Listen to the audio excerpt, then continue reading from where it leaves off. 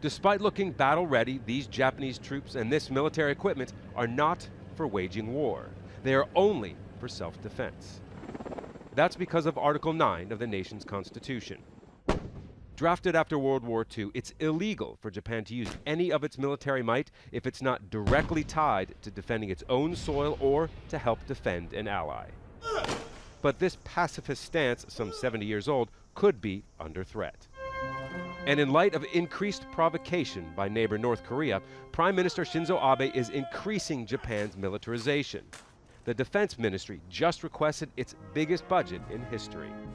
It is apparent that the Abe administration has been undermining the restraint of Article 9 of the Constitution.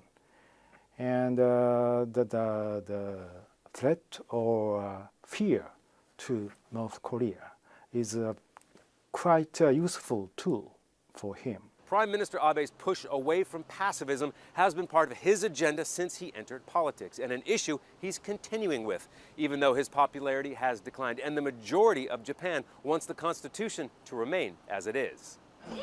Many in the country see the anti-war stance enshrined in the Constitution as more than just rules for military engagement. And peace activists have been campaigning for it to remain untouched, especially in tense times when the issue can be exploited by those who want to alter it. Article 9 may have been partly imposed by the U.S., but it has endured political pressures. The people protect and support it. And that's why it's more than just an article. It is a national consensus, and it's part of people's identity. Yet there are groups with views on the other side of the issue. Some take to the streets of Tokyo to broadcast their message that the country needs an army that can attack. The self-defense force becoming a military is a given. We need to have our own weapons, not shared or sold by the United States, but made by us. Many people here may oppose the idea because Japan is the only nation that suffered from an atomic bomb. But in order to not repeat history, we need to have nuclear missiles.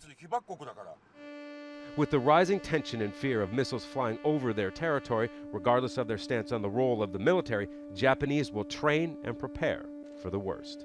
Scott Heidler, Al Jazeera, Tokyo.